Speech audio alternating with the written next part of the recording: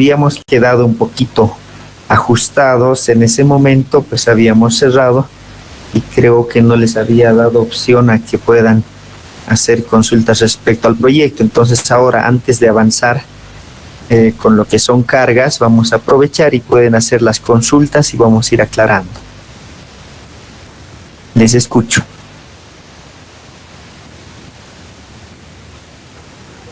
Ingeniero, buenas tardes. Tengo una consulta. Adelante. En la parte de columnas, donde dice que hay que disminuir la sección 2 centímetros, 2.5 centímetros, es desde el paramento, desde el emplazamiento, ¿verdad? Desde los 1.8 metros de fundación. Sí, pero en realidad en el arranque no hay ningún problema, ¿no? Porque ya está definido, va a ser 35 por 35. Sí, exactamente. Porque de ahí hay que descontar y ha dicho cada 2 pisos, entonces sería desde la cota de fundación hasta el nivel 0 y del 0 al 1, ¿verdad? O desde el 0 para arriba contamos esos 2 pisos. En realidad, entre el 0 y el nivel de fundación es prácticamente el mismo. A ver, les voy a compartir el plano, ¿ya?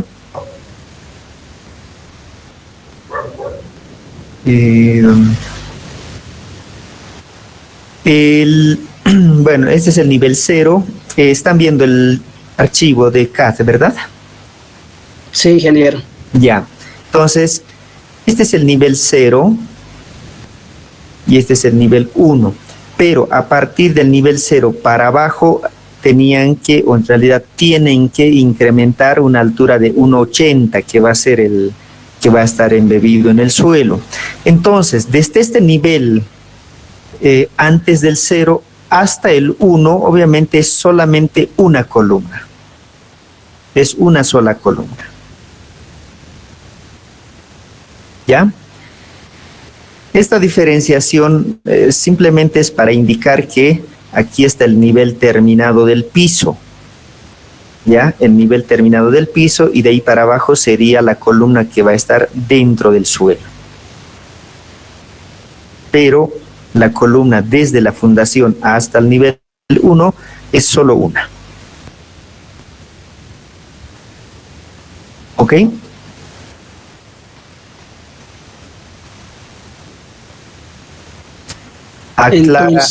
Aclara tu duda. Dime. Entonces, ¿a partir de qué nivel entonces tenemos que hacer el descuento de 2.5 centímetros a cada lado? Si interpretamos el enunciado, nos dice columnas de 35 por 35 en desplante y disminuye 2.5 centímetros cada 2 pisos. Si vemos aquí, ¿no?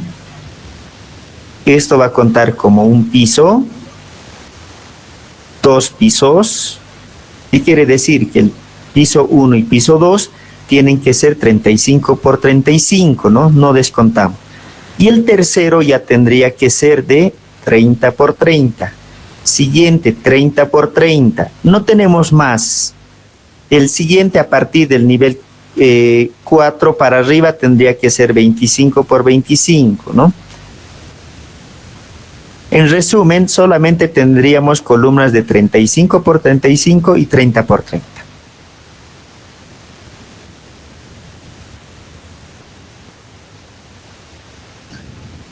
No precisamente, si gustan, sí, ¿no? Lo normal es, cuando se hace un proyecto, esto ya no solamente a nivel académico, también en la parte profesional y demás, lo que normalmente se hace es las hojas es que siempre lleven, por ejemplo, un pie de página y un encabezado, ¿no? Y en el encabezado normalmente se pone el nombre del proyecto, si fuera una empresa, la empresa, ¿no? La que está realizando.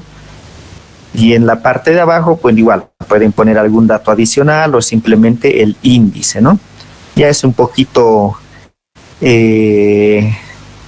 ¿cómo se llama?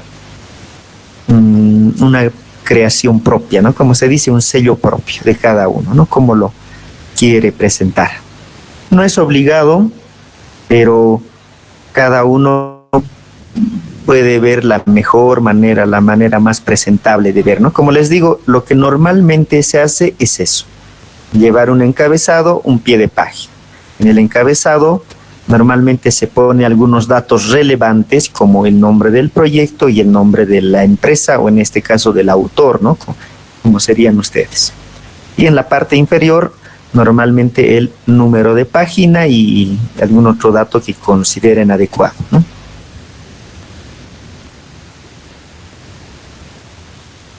¿Sí? ¿No? Es decir, prácticamente el índice deberíamos poner siempre. Bien, ¿qué más?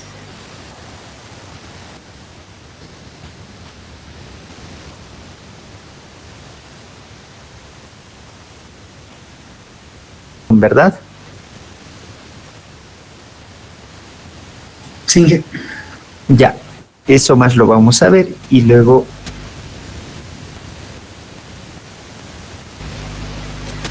Bien, dentro de lo que era la evaluación en la clase introductoria, habíamos visto la manera de presentar los capítulos a presentar, pero no habíamos fijado las fechas, ¿ya? Ahora, tomar en cuenta, primera presentación, 23 de septiembre del año 2021. Capítulos 1, 2, 3 y 4. Aquí, como han visto, 1, 2 y 3, bueno, básicamente es la introducción, la definición de cargas. Lo más importante seguramente y lo que les va a generar mayor trabajo es el análisis de carga y las solicitaciones, ¿no? Es decir, hay que llegar hasta la envolvente de solicitaciones. La segunda presentación lo realizarán el día 28 de octubre del 2021 y va a comprender básicamente el capítulo 5. El capítulo 5 es todo lo que es diseño en estado límite último. Y la presentación final, el 9 de diciembre, poco antes de cerrar la gestión. Presentan el 9 y, si no me equivoco, tengo un par de días para poder evaluar esa su presentación final e inmediatamente subir notas al sistema. Y los capítulos que corresponden son el 6, 7 y 8, ¿no? Estado límite de servicio, detalles o planos de construcción, básicamente todos los planos resultado del diseño que han realizado y sus conclusiones y recomendaciones.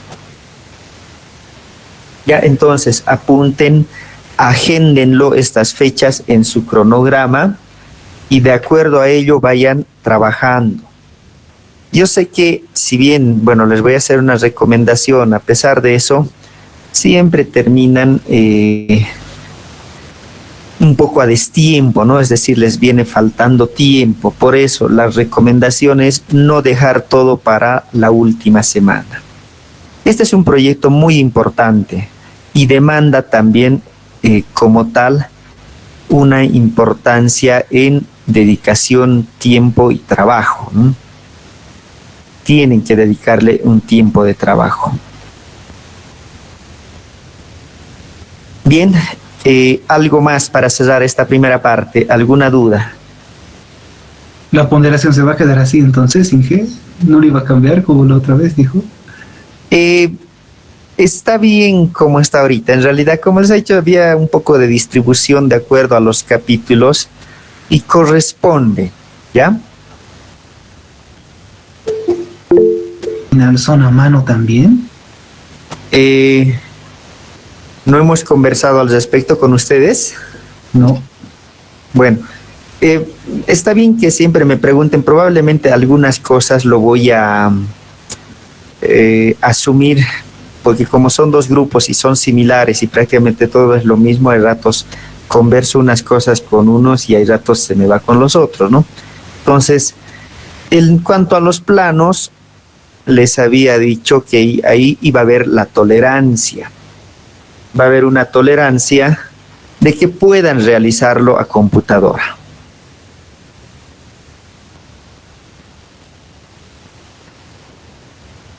Inge. ¿Está bien? Y otros, ¿no? O sea, todo lo que es carreteras, hormigones, topografía, sanitarias, etcétera. Pero todos los planos había que dibujarlos a mano, con grafo, en papel cebolla, y obviamente esto demanda mucho tiempo, ¿no? Ya no son esos tiempos, pero bueno, algunas cosas para aprender o aprovechar de mejor manera sirve, ¿no? A manera de ejercicio, de práctica, conocer, saber cómo se hacía, o en algún caso, por ejemplo, les puede tocar no solamente un diseño nuevo, también se hacen lo que son evaluaciones estructurales de construcciones antiguas, ¿no? Y cuando pides la información de una construcción antigua, si tiene toda la documentación, seguramente les va a mostrar ahí informes que están escritos. Muchos de los informes van a estar manuscritos a mano, a máquina en el mejor de los casos, los planos a mano igualmente, en papel cebolla, a grafo, cosas, ¿no? Como esta. Bien, algo más que tengan que preguntar, ¿sí? Ingeniero, con respecto al manejo de software, aunque no se lo está haciendo, bueno, este semestre o en el proyecto así como tal, ¿alguno tal vez que usted recomiende para el uso? Sobre todo para esta materia. Ya. Bueno, esto es bien subjetivo, ¿no? Y un poco solamente la práctica, la experiencia les va a decir qué utilizar y para qué, ¿no? Pero sin duda uno de los softwares más utilizados y en realidad es no solamente aquí, sino en diferentes países, es el SAP, ¿no? El SAP es un programa bastante potente que tiene varios componentes. Entonces, en el SAP se puede trabajar tranquilamente, ¿no? Hacer sobre todo un buen análisis estructural, poner las cargas, hacer las combinaciones, incluso puedes ir más allá, ¿no? Modelos lineales, no lineales, efectos sísmicos, todo. Pero a nivel de que sea muy práctico y, por ejemplo, de que te generen memorias, planos, no te ayuda mucho, ¿no? Como saben, para eso, por ejemplo, el CIPECAD igual es un programa o un software de análisis y diseño en hormigón. Y la ventaja es que este software sí te genera incluso planos, ¿no? Te genera planos. Pero tiene también algunas limitaciones, ¿no? Ya en estructuras más importantes, muchos, por ejemplo, no lo usan, porque tiene sus detalles, por no decir sus pequeñas observaciones, ¿no? Entonces, mucho depende para qué utilizas, cómo lo quieres y demás. Pero en mi opinión personal, por ejemplo, el manejar y saber muy bien el software del SAP, SAP 2000 es muy bueno.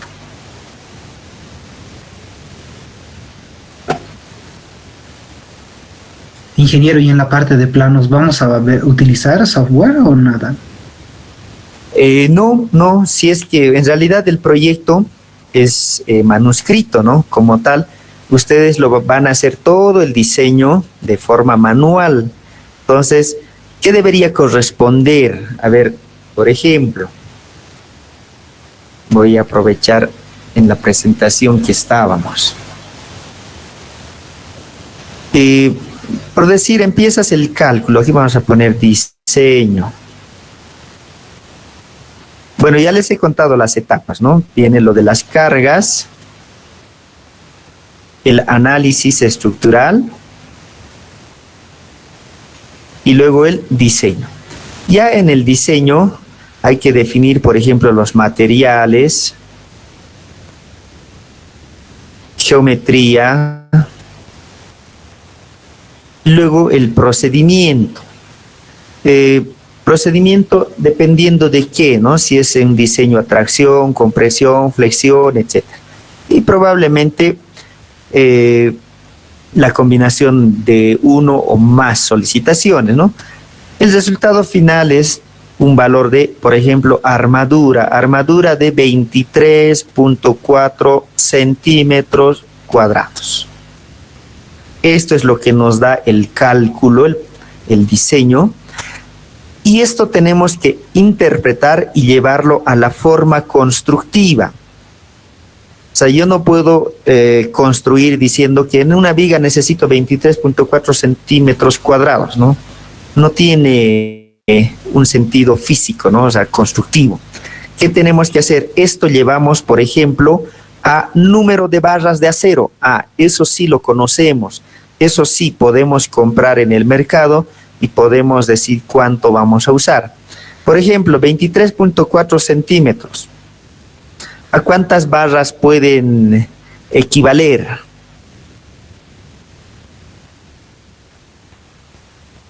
Si fueran de 12, digamos, a 2 centímetros, vamos a suponer 10 barras de 12 milímetros, ¿no? Vamos a suponer que esto que hemos calculado puede ser soportado con 10 barras de 12 milímetros.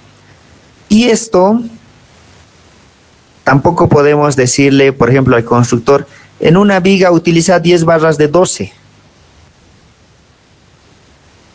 Tampoco tiene mucho, ¿no? O sea, el constructor te va a decir, ya compro las 10 barras y ¿qué hago? ¿Cómo hago? Entonces, esto se tiene que llevar a planos constructivos. Entonces, ya habiendo calculado lo necesario y luego con lo necesario adoptamos el número de barras. Con el número de barras tenemos que dibujar, ¿no? Tenemos que dibujar la sección. Por ejemplo, era de 50 por 20. Necesitaba estribos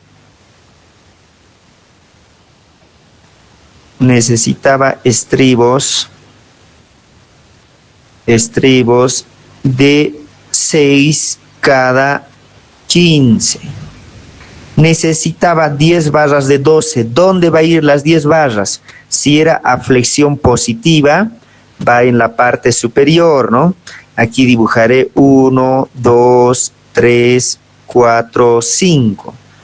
Encima 1, 2, 3, 4, 5. Ahí están las 10 barras.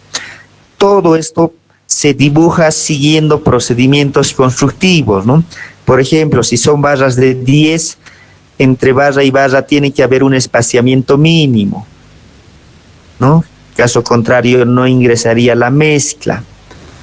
¿Cuántas barras pueden entrar en una fila? ¿Cuántas en la otra?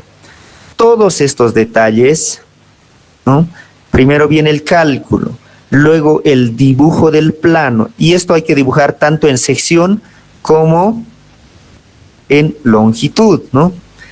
Entonces, su proyecto es hacer todo esto de forma manual, el análisis de carga, el análisis estructural, el diseño.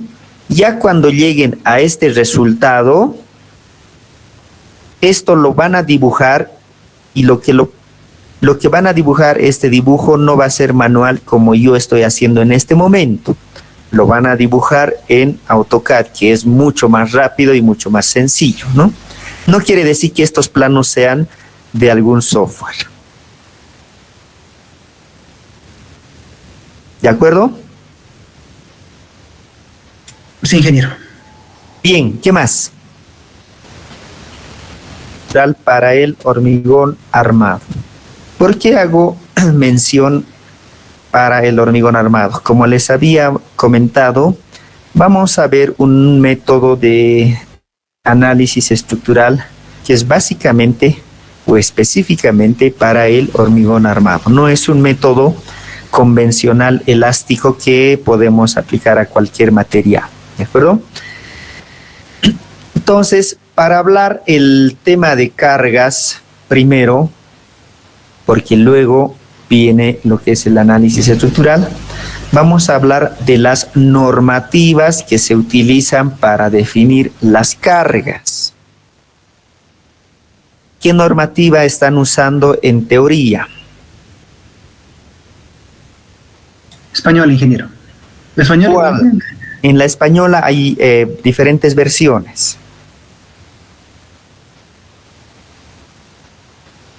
El EHE 08, 2008. Ya. Para el diseño de elementos de hormigón armado está evidentemente el EHE del año 2008, que es la norma vigente actualmente en España, ¿no? Y como habíamos dicho aquí en Bolivia, nosotros nuestra norma legalmente vigente, es decir, mediante decreto supremo, es nuestra CBH 87, que es la base de una norma española. Entonces, como la norma boliviana está basada en una norma española y siendo antigua esta, podemos utilizar una norma española vigente, ¿no? Sin embargo, esa EHE 08, para quienes ya lo han revisado, el campo de aplicación es básicamente para hormigón armado, ¿no? Y para el tema de las cargas se tienen otras normativas. Es decir, obviamente trabajan de forma conjunta con la EHE, pero son otras normativas. ¿Qué normas han revisado para el tema de cargas?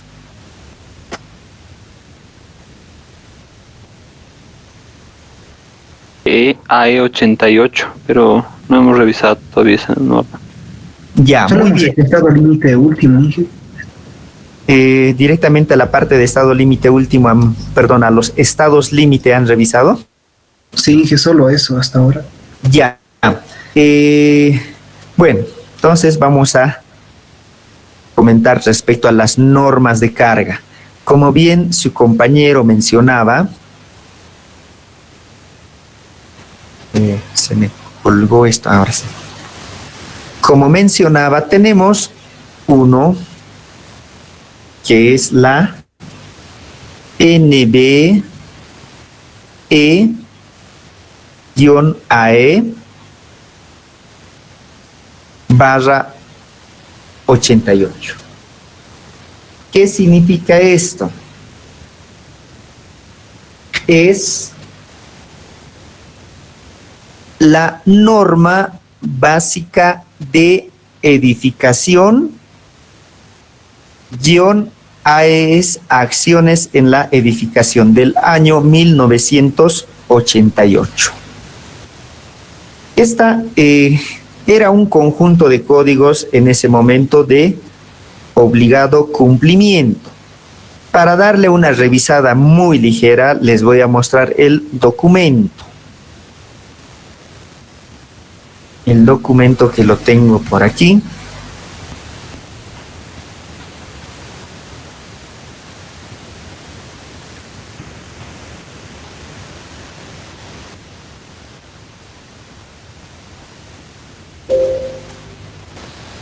¿Ven el documento PDF? Sí, Ingeniero, se ve. Sí, ingeniero. Bien, aquí está, ¿no? NBE-AE88 y está referido a acciones en la edificación. Por favor, van a leer para tener conocimiento, no es muy extenso. A ver, tiene, por ejemplo, 33 páginas, ¿ya? Y aquí dice, ¿no? Mediante Real Decreto, todas las normas en todos los países que tienen estricto, obligado cumplimiento, siempre van a estar legislados bajo algo, puede ser alguna resolución, algún decreto supremo, etcétera, ¿no? Algo que regula y que hace que sea de cumplimiento obligatorio, ¿no? Pero bueno, un poco de sus antecedentes de ellos, pero que a lo que nosotros nos concierne es de que son un conjunto de normas para las acciones en la edificación. Y bueno, aquí van a revisar, por ejemplo, ámbito de aplicación. Siempre las normas también definen cuál es su ámbito, qué es lo que abarca, qué es lo que puede y qué es lo que no puede, ¿ya? Entonces, aquí está la aplicación. La clasificación de las acciones, acción gravitatoria, acción del viento, acción térmica. Ojo, esto es del año 1988. A la fecha ha ido cambiando. Igual les voy a mostrar la que se tiene vigente, pero para conocimiento de ustedes, vean cómo era, ¿no? Aquí están las acciones geológicas, sísmicas del terreno, simultáneas. Aquí habla de combinaciones, las nomenclaturas utilizadas. Y aquí ya con un capítulo 2 de acciones gravitatorias, ¿no? Su clasificación, cómo lo llamaban. Por ejemplo, con carga, es la carga cuya magnitud y posición es constante a lo largo del tiempo, salvo el caso de reforma del edificio. Se descompone en peso propio y carga permanente. Bueno, si pasaríamos viendo cada uno, vamos a demorar, ¿no? Si es que no lo tienen, les voy a compartir este documento y lo pueden leer, ¿ya? Aquí está todo lo referente a cargas de ese entonces, ¿ya?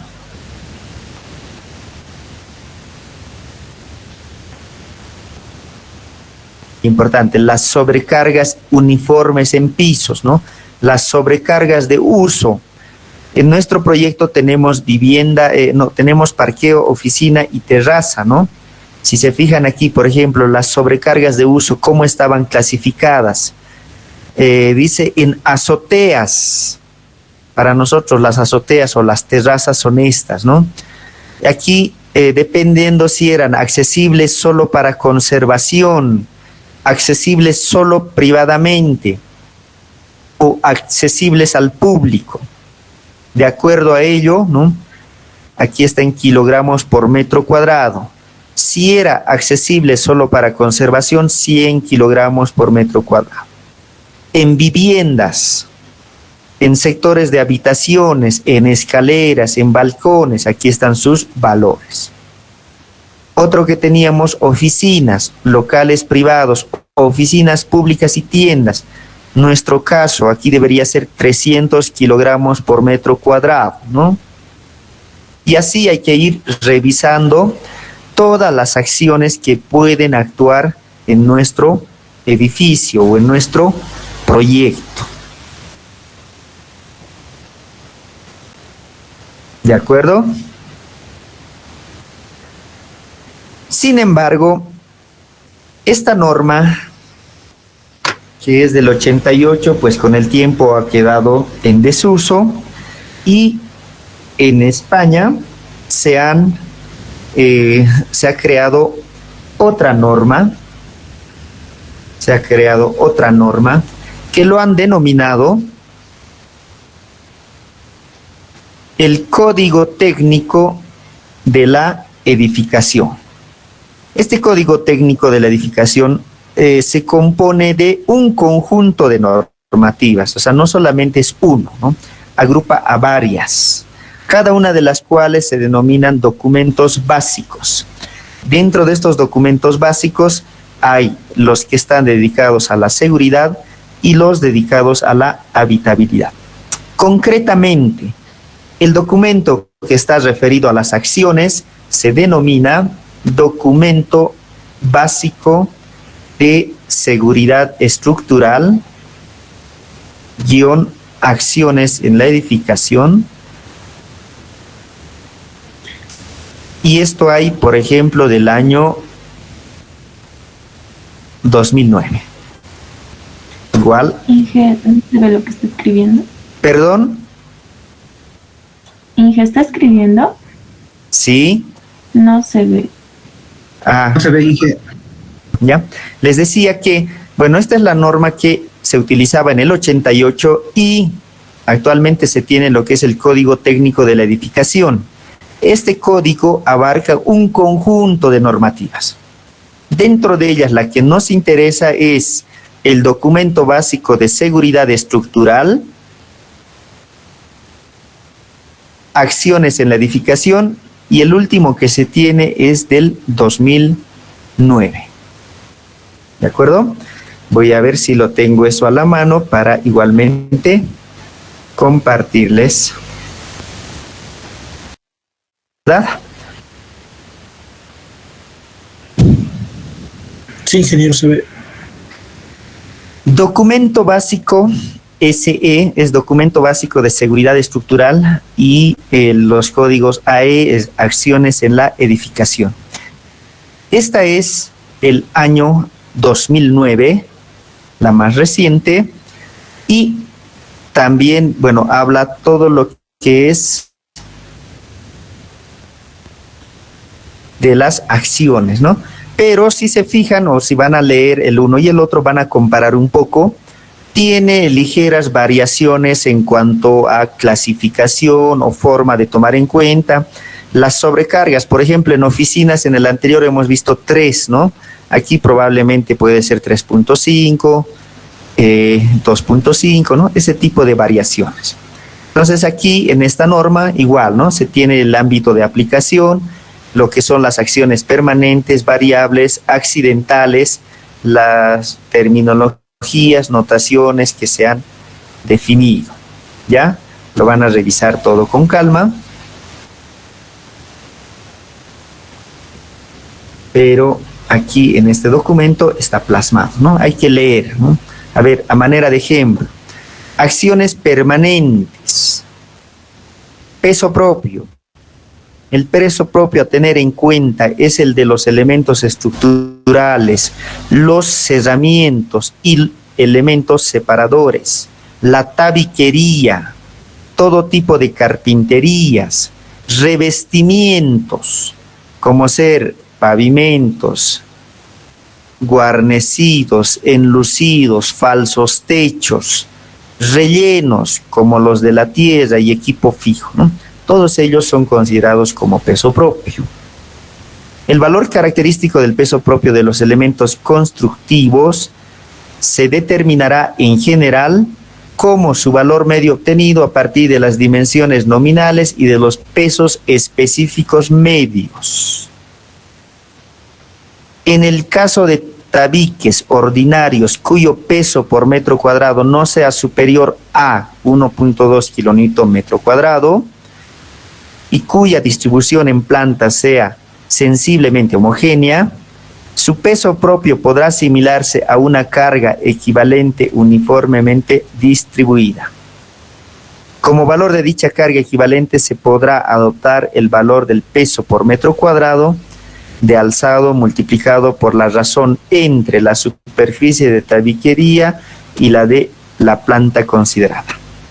En el caso de tabiquería más pesada, esta podrá asimilarse al mismo valor de carga equivalente uniforme citado más un incremento local de valor igual al exceso de peso de tabiquería respecto a 1.2 por metro cuadrado de alzado.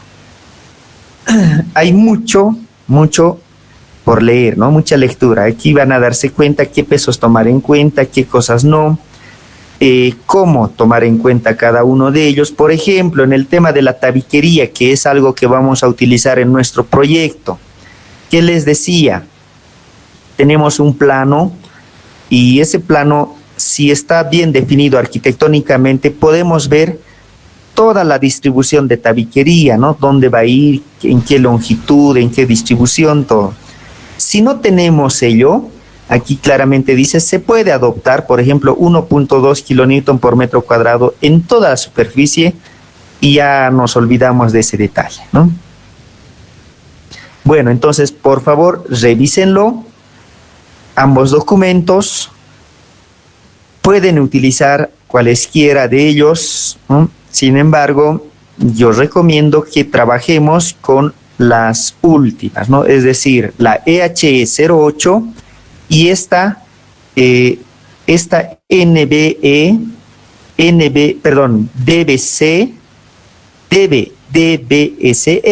documento básico de seguridad estructural, acciones en la edificación del año 2009.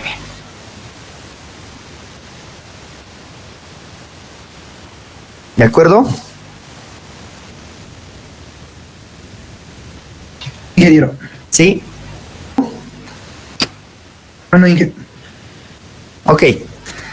Bueno, entonces volvamos a nuestro desarrollo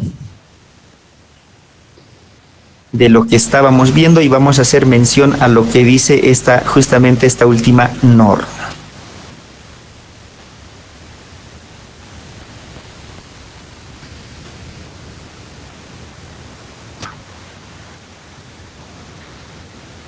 Esta norma, la última que acabamos de mencionar, de tres grupos, en tres grupos.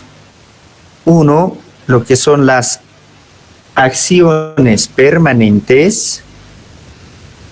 ¿Logran leer o está muy pequeño las letras? el ingeniero. ¿Está bien? Está bien, ingeniero. Sí. Sí, Ok. Acciones permanentes. Dentro de las acciones permanentes tendríamos el peso propio,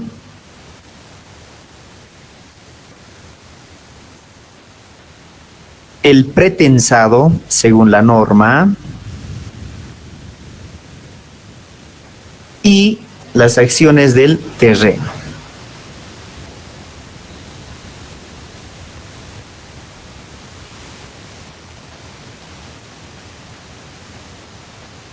Dentro de las acciones variables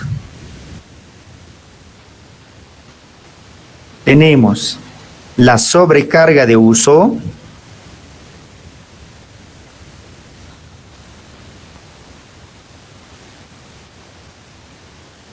acciones sobre barandillas,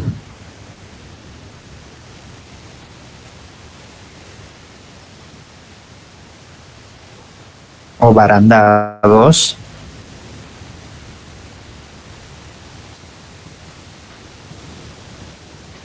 viento,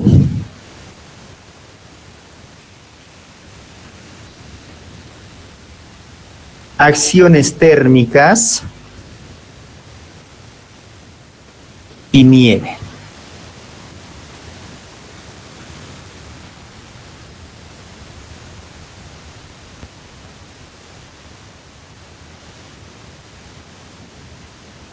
Y dentro de las acciones accidentales tenemos lo que es el sismo, incendio e impacto.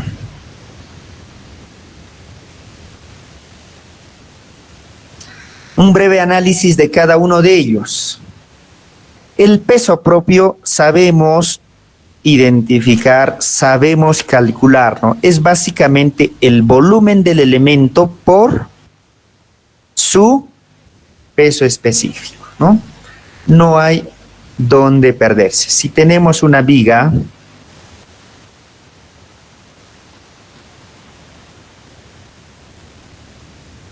voy a suponer, esta es la viga, ¿no? B por H por L. El volumen es B por H por L. Peso específico, dependiendo del material, obviamente, si fuera madera, acero, hormigón. Y el peso total de esta viga, de este elemento, sería volumen por peso específico, ¿no? Para cualquier elemento, volumen por peso específico. Lo vamos a ver en el caso de las vigas, de las losas y otros, ¿ya? El pretensado, esto es ya una acción muy específica, mucho más particular.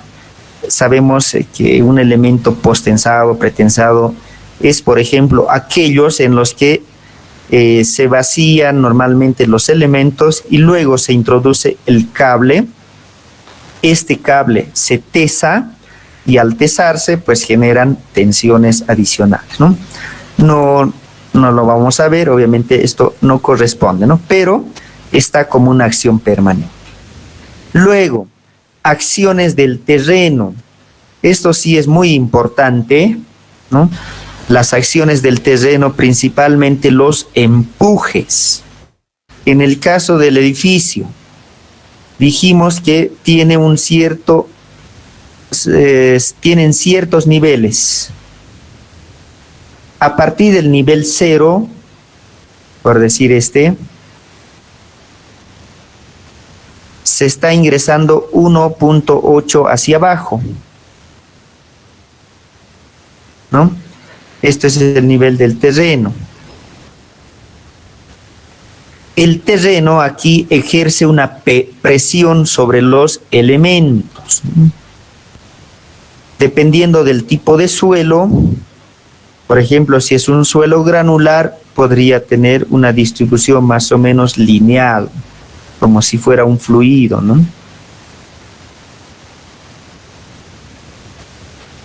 Y va a ejercer carga sobre la columna. Si fuera el muro, pues sobre el muro, ¿no? Acciones del terreno.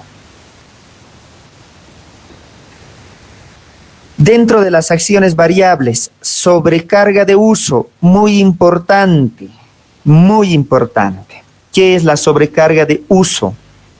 Es, como su nombre indica, el uso que se le va a dar a la estructura una vez entre en funcionamiento. En el caso de puentes, ¿cuál es su sobrecarga de uso? Los vehículos. Vehículos. Si son puentes peatonales, Las personas. las personas, ¿no? En el caso de las viviendas, ¿cuál es la sobrecarga de uso? Dormitorios, cocina, baños. Todo lo que tenemos, ¿no? en una vivienda. Si es un dormitorio, tenemos muebles, armarios, sillones, mesas, bueno, no sé, ¿no? Pero tampoco nosotros en nuestro diseño podemos ir identificando cada uno de esos muebles, ¿no? Por ejemplo, la mesa pesa 20 kilos, ya, 20 kilos en tal lugar. El armario pesa 70 kilos en tal lugar. O sea, no, tampoco se hace eso. Lo que se hace es adoptar un valor que represente al conjunto de todas esas acciones. Entonces, si son, por ejemplo, si son dormitorios, la norma ya te dice cuánto vas a utilizar. Si es, por ejemplo, en tu misma vivienda puedes tener un escritorio, una biblioteca, entonces ya la norma te dice cuánto vas a utilizar por metro cuadrado. Y así, a esto hay que revisar muy bien lo que indica la norma y de acuerdo al uso que vamos a dar al ambiente, tenemos que adoptar un valor de carga, un valor de acción. Para nuestro caso tenemos principalmente 3, ¿no? Oficina, parqueo y terraza. Luego, acciones sobre las barandillas o sobre los barandados. ¿Saben a qué se refiere esto?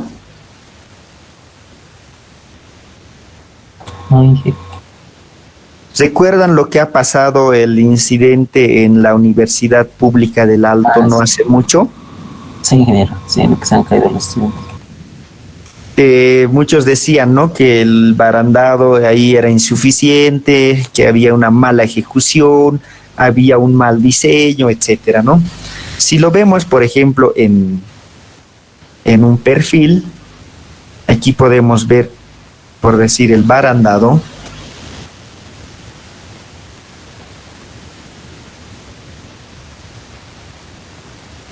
Voy a dibujar el barandado y este es parte de la losa, ¿no?, o del voladito.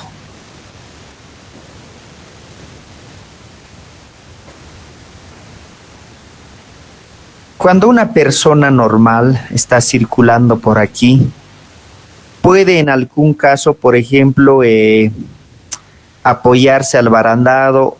A ver si me sale bien el dibujo, ¿ya? Por ejemplo, aquí, ¿no?, puede estar apoyado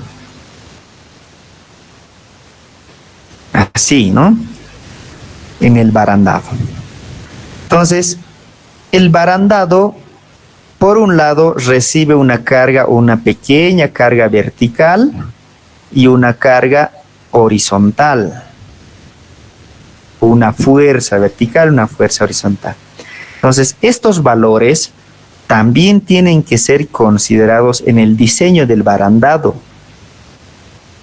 Depende del uso, ¿no? Si este es un barandado público, por ejemplo, de una, bueno, tal cual, vamos a poner el ejemplo de la universidad, se entiende que hay muchas personas, ¿no? Hay mucho tráfico, mucho tránsito peatonal.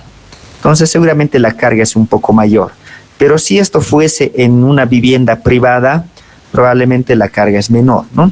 Pero fíjense que hay valores para tomar en cuenta. Acciones sobre barandillas.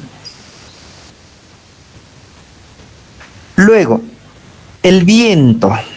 El viento es una acción de origen natural que actúa en todas las edificaciones, en mayor o en menor grado, ¿no? El viento está y va a estar siempre, ¿no? No podemos evadir.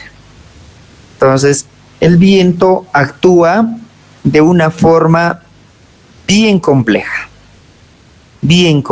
¿no? ¿Por qué? Porque no tiene una dirección definida, puede ser de dos direcciones, inclinaciones. Entonces, cuando está sobre la edificación, por ejemplo, vamos a suponer esta la edificación, y el viento puede estar ahí, ¿no? Puede accionar de un lado, puede succionar del otro. Igual, dependiendo de las acciones, puede generar succión hacia arriba, presiones, succiones, etcétera. Hay toda una teoría para poder analizar esto, ¿no? Depende de la altura de la edificación, depende del lugar de la edificación. No es lo mismo que, por ejemplo, diseñar un edificio aquí en el centro de La Paz o uno en el Alto. Seguro que en el Alto va a tener mayor probabilidad de recibir más presión de viento. Ni qué decir en el Oriente, en Santa Cruz. Los vientos son bastante fuertes, ¿no? Fuertes. Y sí se deben considerar. Y también dependerá, ¿no?, de que si sobre el edificio tenemos construcciones contiguas o el edificio está aislado, alrededor no hay nada, etcétera. Hay muchas variables que analizar. Entonces, para ello también tenemos una norma donde podemos analizar, estudiar. En el proyecto vamos a tomar en cuenta el viento, pero de una manera simplificada, ¿ya? Como una presión estática. Luego, acciones térmicas. ¿Qué son las acciones térmicas?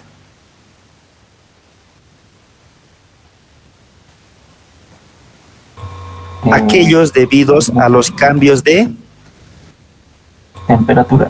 temperatura, ¿no? Esto han debido ver en resistencia de materiales, que genera una acción térmica o un gradiente térmico.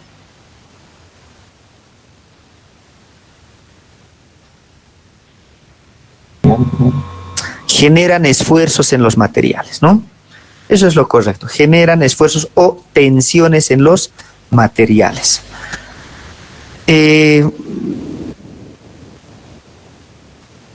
Esto cuando son construcciones pequeñas, la influencia es pequeña.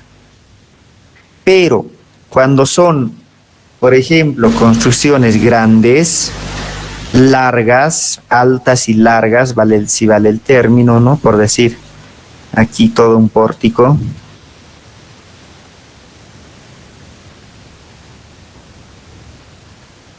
Metros, puede ser 50, 100, pero ya cuando esta longitud es importante, el efecto de la acción térmica también se hace importante.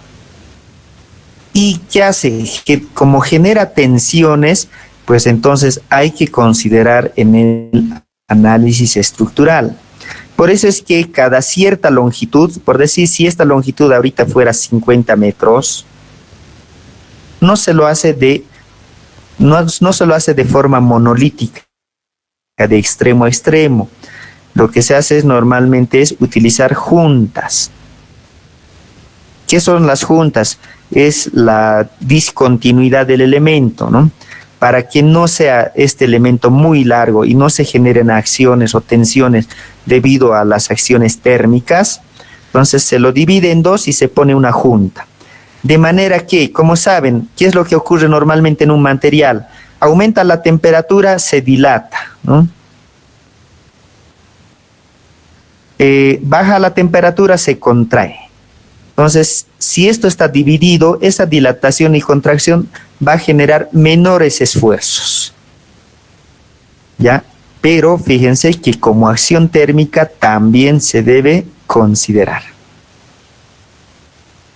Luego tenemos aquí la nieve.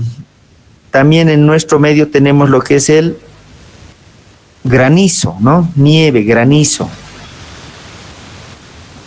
Son igual de origen natural, pero que ocasionan grandes problemas en la construcción. ¿Qué tipo de incidentes hemos tenido aquí en nuestro medio por efectos de nieve o granizo? Se entran los galpones, Inge. 2014, en La Paz y parte creo del Alto, ha caído un granizo de una intensidad muy fuerte, ¿no?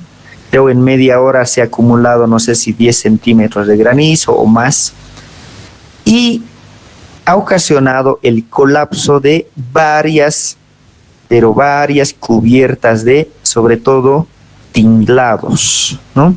De varios colegios. Y entre el que causó mayor daño era el de la Universidad Salesiana, ¿no? Que incluso han llegado a perder la vida, creo, un par de personas, ¿no? Ahí, por ejemplo, ¿qué conclusión podríamos sacar de eso? Que probablemente esa cubierta, ese tinglado, no estaba diseñado para soportar una intensidad determinada de granizo, ¿no? Probablemente, ¿no? Probablemente la falla haya sido otra, pero tiene su influencia, ¿no? Y esto también, claro, depende mucho de dónde estamos calculando, ¿no?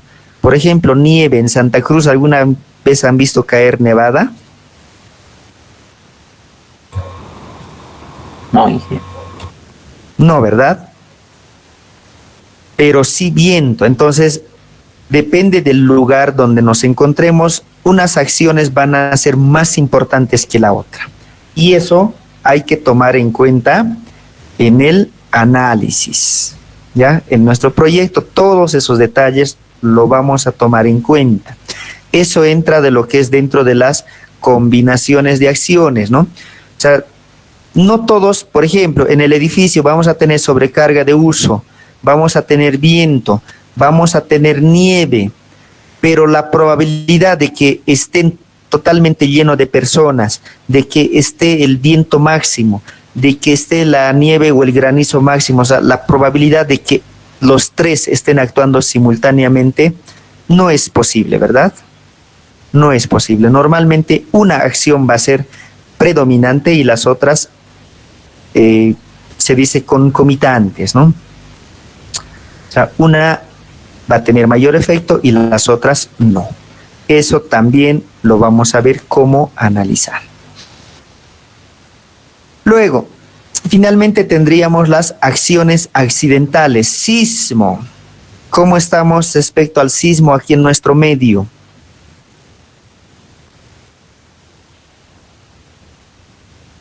Nuestro medio. No activos, ingeniero. No activos. No precisamente. Pero, por ejemplo, nuestra norma CBH 87 es el del sismo, ni pensar, ¿no? No lo toma en cuenta. Y es que en Bolivia, a lo largo de su historia, no se han registrado grandes eventos sísmicos. Pero ojo, el hecho de que no se hayan presentado grandes eventos sísmicos no quiere decir que no haya sismo en Bolivia. Hay sismo, existe, ¿no? Solo que la magnitud es probablemente un tanto pequeña que no causa accidentes fuertes en nuestras edificaciones. Algunos tal vez recordarán o se habrán enterado que hace unos años, la verdad es que ni yo mismo recuerdo cuándo, pero ya hace un buen tiempo atrás, en Cochabamba, en todo lo que es el sector de Aiquile, Misque, Totora, si mal no recuerdo, ha habido un sismo de una magnitud importante y se lo ha llevado consigo el desplome de muchas edificaciones de por ahí, ¿no? Fíjense que la magnitud existe, ¿no? O sea, el sismo existe, pero como como la magnitud no es tan fuerte, no se ha ido tomando en cuenta en nuestros diseños aquí en Bolivia. Sin embargo, ahora, recientemente, se ha trabajado en elaborar una norma. También es una norma que está a la par ahorita de la nueva norma boliviana que está en función de la ACI. Entonces, cuando entre en vigencia, seguramente ya nos van a exigir el diseño sísmico como obligatorio. Por suerte, aquí en La Paz, la probabilidad sísmica es un tanto baja, pero por Cochabamba, Santa Cruz, ya se incrementa un poco más, ¿no? Imagínense aquí en nuestro medio, aquí en La Paz, con tantas edificaciones que están ahí sobre las laderas y demás, un pequeño movimiento sísmico nos puede causar mucho daño, ¿no? Mucho daño. Entonces, hay que ir previendo que de aquí en el futuro, de aquí a unos años, el diseño sísmico en nuestro medio ya va a ser obligatorio. De momento no lo es. Bueno, algunas construcciones importantes ya están diseñados al sismo, pero las construcciones antiguas, la verdad es que no, ¿no? Entonces es una acción a tomar en cuenta y de hecho ya tenemos que estudiarlo.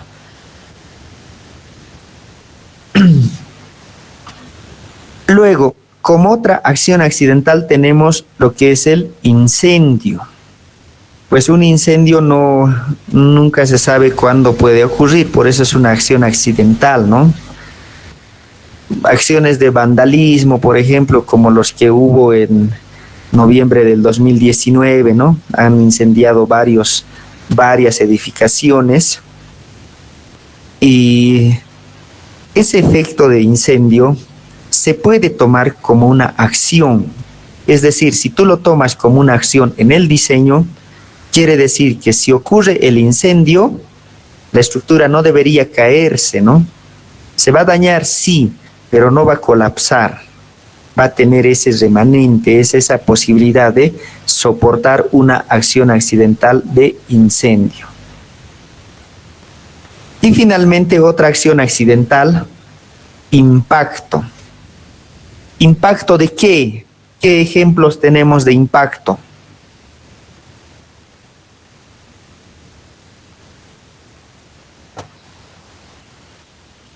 ¿El río? Sí, sí, pero no, digamos. Bueno, no es como tal. El deslizamiento en realidad es otro fenómeno natural. Y si hablamos en ríos, probablemente esto sea más efecto para puentes. Pero este caso, impacto como una acción accidental, básicamente podríamos considerar, por ejemplo, en los edificios, ¿qué uso se le da a los ambientes de abajo, o los últimos niveles, o incluso la parte de los sótanos? Parqueo. Parqueo, ¿no? Parqueo. ¿Y qué sucede con los vehículos? Si no hay una adecuada conducción.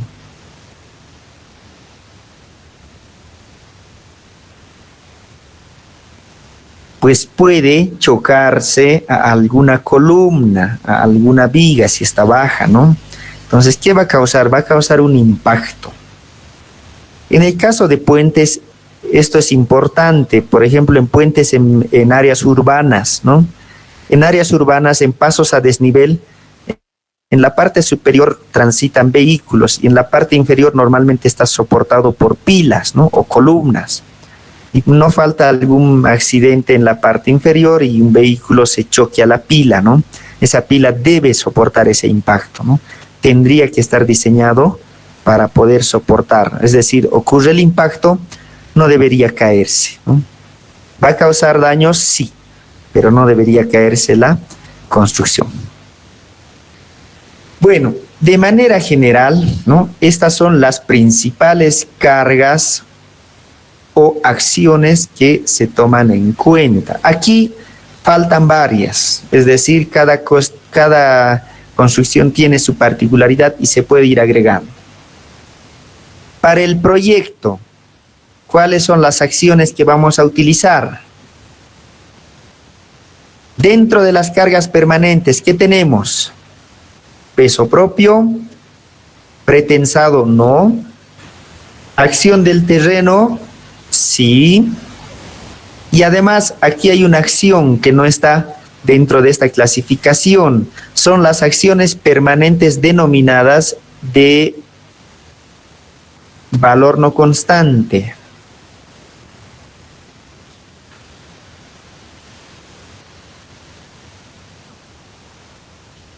Y ahí tenemos el asentamiento.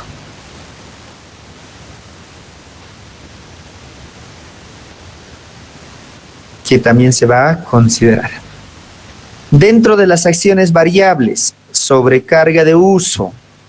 Acciones sobre barandillas, no tenemos el diseño específico de arquitectónico donde se diga en tal lugar hay barandados y demás. Viento, sí. Acción térmica no vamos a considerar porque nuestra edificación no es grande. Nieve y o granizo, sí, ¿no? Sismo, incendio, impacto, de momento no. Por lo menos para nuestro proyecto no lo vamos a tomar en cuenta.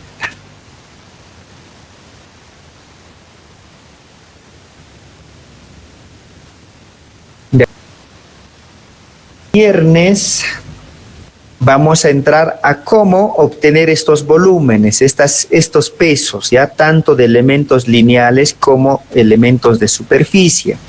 Concretamente, vigas, columnas y losas, ¿ya? Vamos a ir analizando todas estas acciones que necesitamos para el proyecto, ¿no? El peso propio, ¿cómo lo vamos a tomar? La acción del terreno, ¿cómo vamos a tomar en cuenta?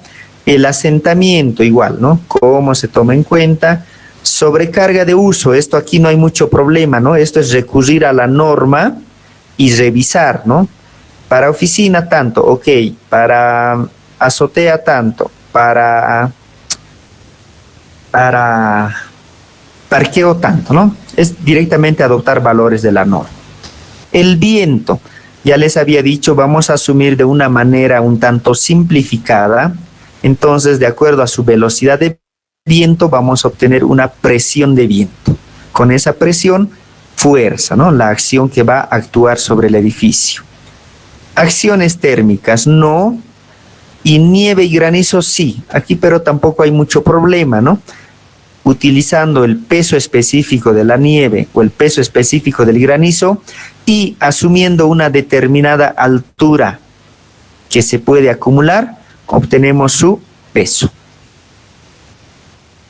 ¿Ya? Y esto habíamos dicho que las acciones accidentales de momento no las vamos a tomar en cuenta. Muy bien. Sí. Ingeniero, para ir avanzando en el proyecto, mientras tanto, ¿qué podemos hacer hasta el viernes? Hasta el viernes, definan su geometría. ¿Ya lo tienen listo?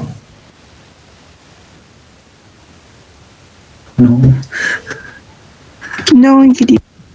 Ya, entonces estén dibujando y definan su geometría, ¿ya?